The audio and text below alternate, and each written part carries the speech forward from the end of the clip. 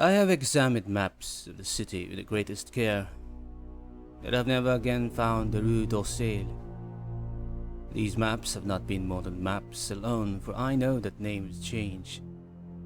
I have, on the contrary, delved deeply into all the antiquities of the place, and have personally explored every region, of whatever name, which could possibly answer to the street I knew as the Rue d'Orsay.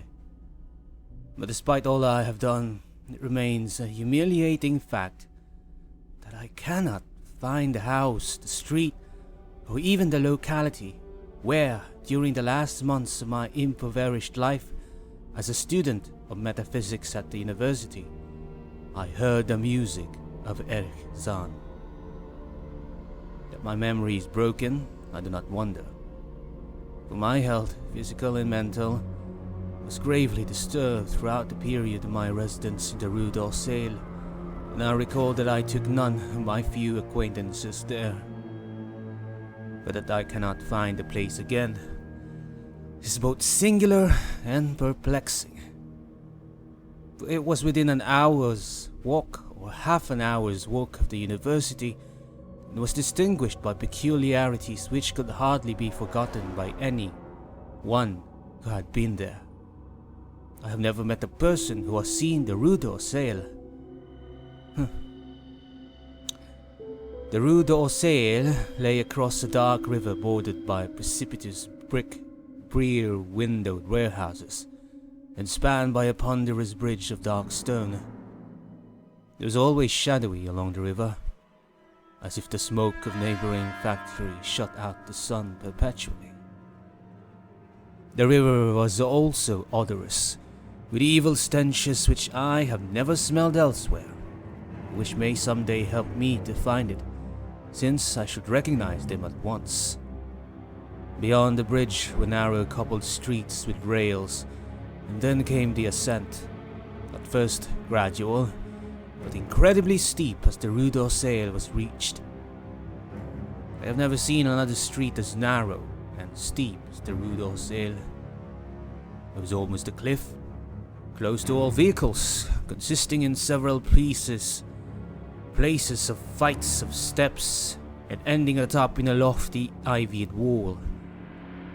Its paving was irregular, sometimes stone slabs, sometimes cobblestones, and sometimes bare earth with struggling greenish-grey vegetation.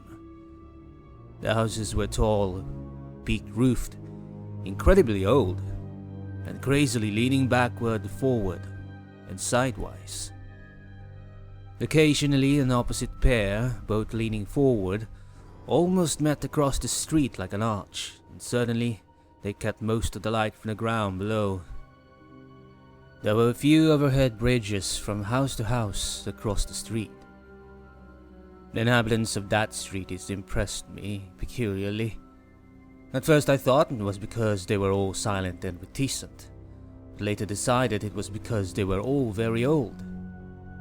I do not know how I came to live on such a street, but it was not myself when I moved there. I had been living in many poor places, always evicted for want of money, until at last I came upon the tottering house in the Rue d'Orsay kept by the paralytic Blandot.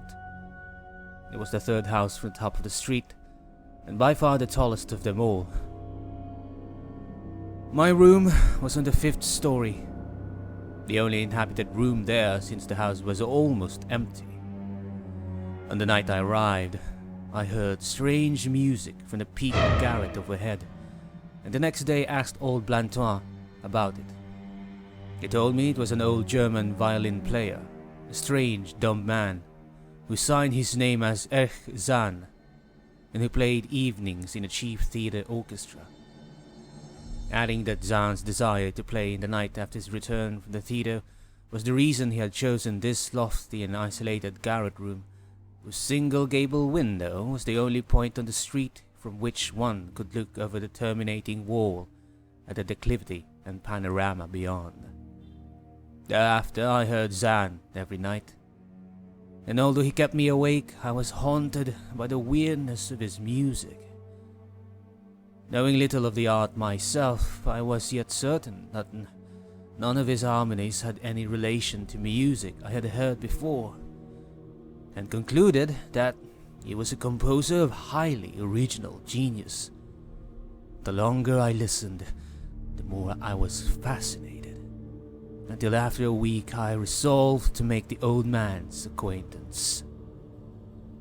One night, as he was returning from his work, I intercepted Zann in the hallway and told him that I would like to know him and be with him when he played.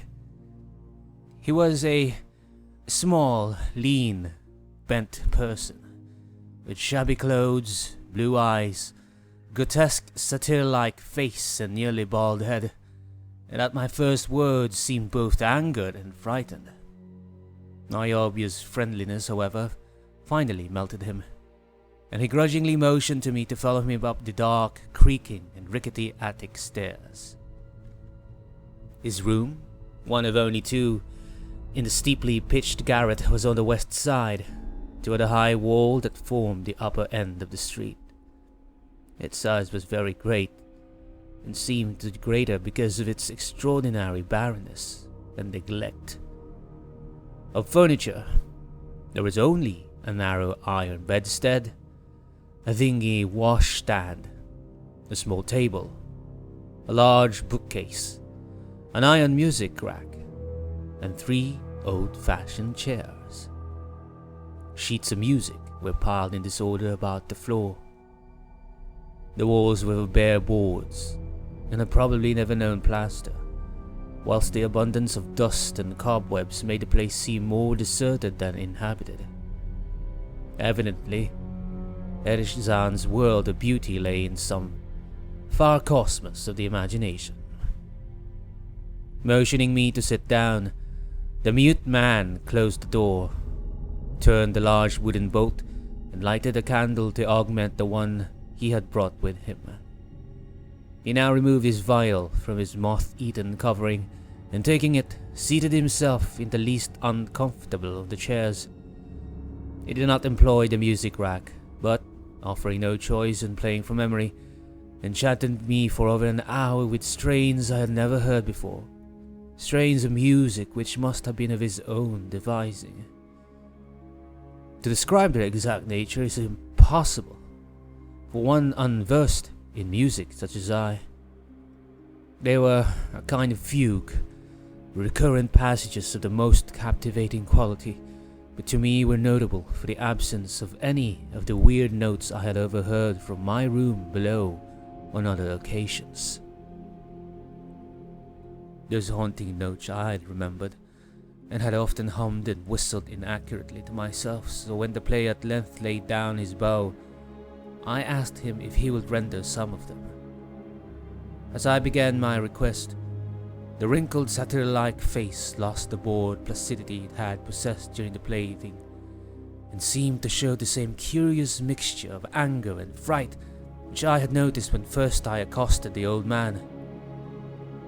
For a moment I was inclined to use persuasion, regarding rather lightly the whims of senility, and even tried to awaken my host's weirder mood by whistling a few of the strains to which I had listened the night before. But I did not pursue this course for more than a moment, for when the dumb musician recognized the whistled air, his face grew suddenly distorted with an expression wholly beyond analysis, and his long, cold, bony right hand reached out to stop my mouth and silence the crude imitation. As he did this, he further demonstrated his eccentricity by casting a startled glance toward the lone curtained window, as if fearful of some intruder. A glance doubly absurd, since the garret stood high and inaccessible above all the adjacent roofs, this window being the only point on the steep street, as the concierge had told me, from which one could see over the wall at the summit. The old man's glance brought Blandot's remark to my mind, and with a certain capriciousness I felt a wish to look out of the wide and dizzying panorama of moonlit roofs and city lights beyond the hilltop, which, of all the dwellers in the Rue d'Orsay, only this crabbed musician could see. I moved toward the window and would have drawn aside the nondescript curtains, when, with a frightened rage even greater than before, the dumb lodger was upon me again, this time motioning with his head toward the door as he nervously strove to drag me thither with both hands. Now thoroughly disgusted by my host, I ordered him to release me, and told him I would go at once. His clutch relaxed, and as he saw my disgust and offense, his own anger seemed to subside. He tightened his relaxing grip, but this time in a friendly manner, forcing me into a chair. Then, with an appearance of wistfulness, crossing to the littered table, where he wrote many words with a pencil, in the labored French of a foreigner. The note which he finally handed me was an appeal for tolerance and forgiveness. Zann said that he was old, lonely, and afflicted with strange fears and nervous disorders connected with his music and with other things. He had enjoyed my listening to his music, and wished I would come again and not mind his eccentricities. But he could not play to another his weird harmonies, and could not bear hearing them from another, nor could he bear having anything in his room touched by another. He had not known until our hallway conversation that I could overhear his playing in my room, and now asked me if I would arrange with Blandot to take a lower room where I could not hear him in the night. He would, he wrote, defray the difference in rent. As I sat deciphering the execrable French, I felt more lenient toward the old man. I mean, he was a victim of physical and nervous suffering as was I, and my metaphysical studies have taught me kindness. In the silence, there came a slight sound from the window. The shutter must have rattled in the night wind, and for some reason I started almost as violently as did Erich Zann. So when I had finished reading, I shook my host by the hand and departed as a friend. The next day, Blandois gave me a more expensive room on the third floor, between the apartments of an aged moneylender and the room of a respectable upholsterer. There was no one on the fourth floor. It was not long before I found that Zann's eagerness for my company was not as great as it had seemed while he was persuading me to move down from the fifth story. He did not ask me to call on him, and when all I did call, he appeared uneasy and played listlessly. This was always at night. In the day, he slept and would admit no one. My liking for him did not grow, though the attic room and the weird music seemed to hold an odd fascination for me. I had a curious desire to look out of that window, over the wall and down the unseen slope at the glistening roofs and spires which must lie outspread there. Once, I went up to the garret during theatre hours, when Zann was away, but the door was locked. What I did succeed in doing was to overhear the nocturnal playing of the mute old man. At first I would tiptoe up to my old fifth floor, then I grew bold enough to climb the last creaking staircase to the peaked garret. There in the narrow hall, outside the bolted door with a covered keyhole, I often heard sounds which filled me with an indefinable dread, a dread of vague wonder and brooding mystery. It was not that the sounds were hideous, for they were not, but that they held vibrations suggesting nothing on this globe of earth, and that at certain intervals which they assumed a symphonic quality which I could hardly conceive as produced by one player. Certainly Erich Zann was a genius of wild power. As the weeks passed, the playing grew wilder, whilst the old musician acquired an increasing haggardness and furtiveness pitiful to behold. He now refused to admit me at any time, and shunned me whenever we met on the stairs.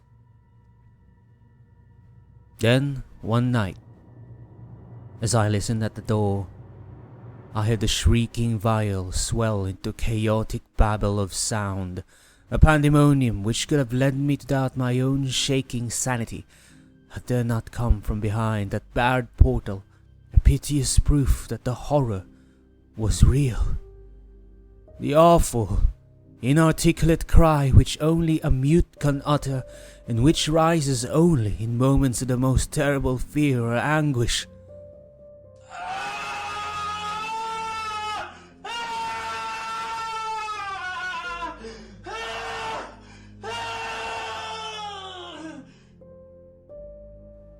I knocked repeatedly at the door, but received no response.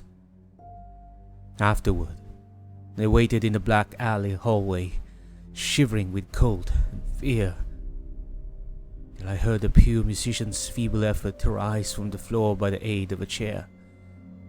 Believing him just conscious after a fainting fit, I renewed my rapping, at the same time calling out my name reassuringly.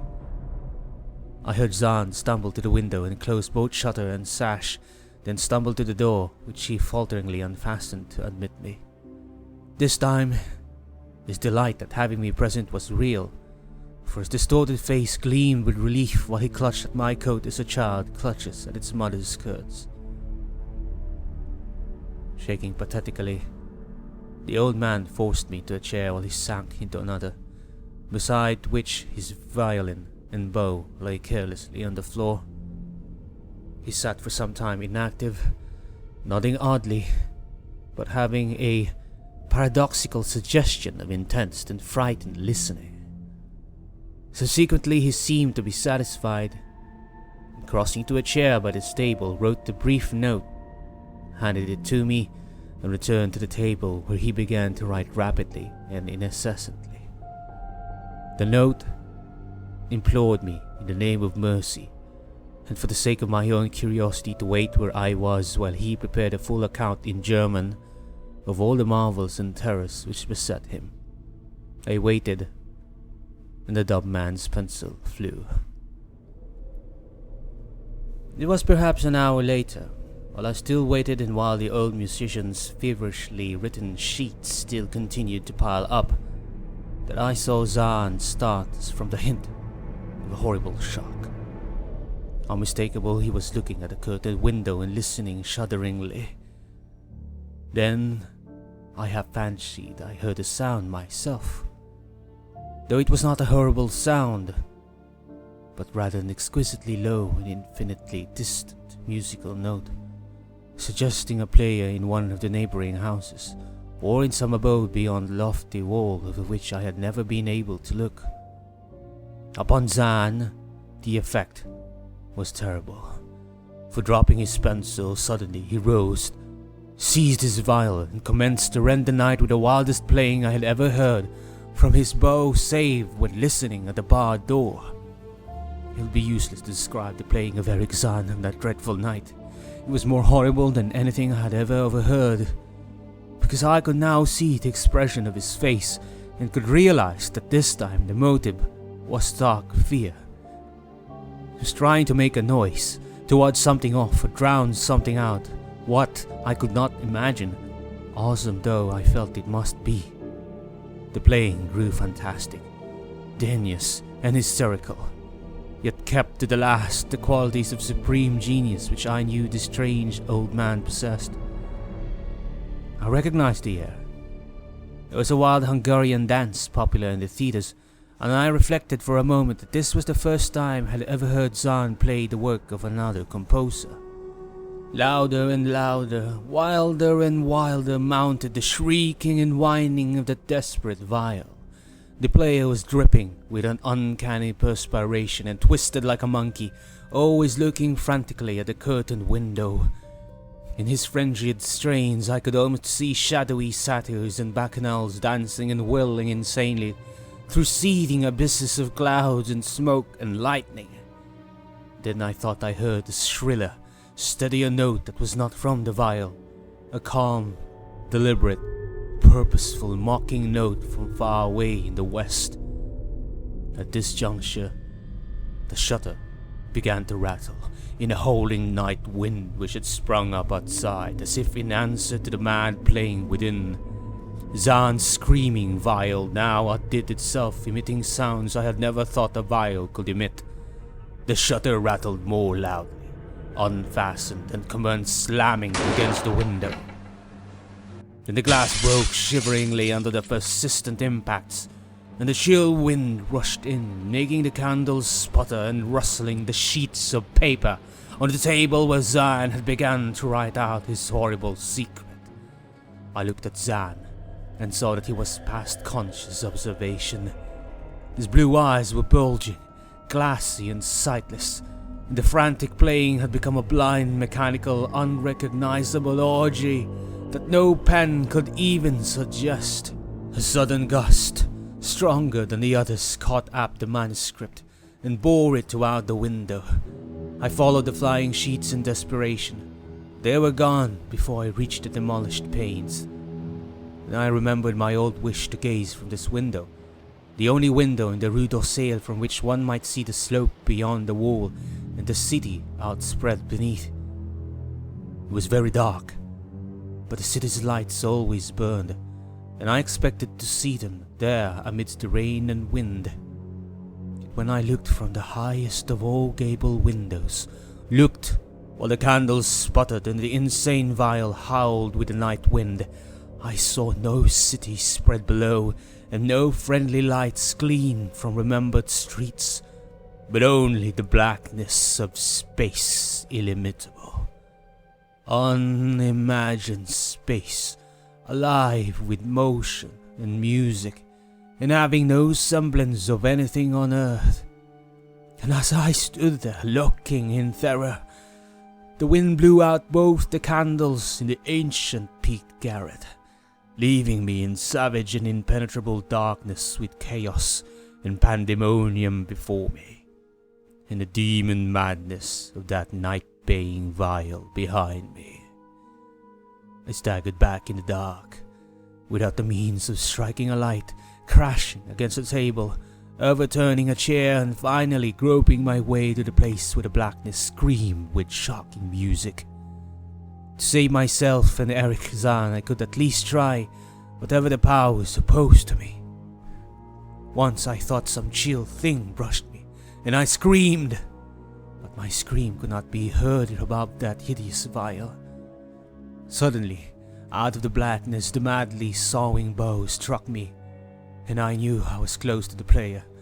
I felt a head, touched the back of Zann's chair, and then found and shook his shoulder in an effort to bring him to his senses.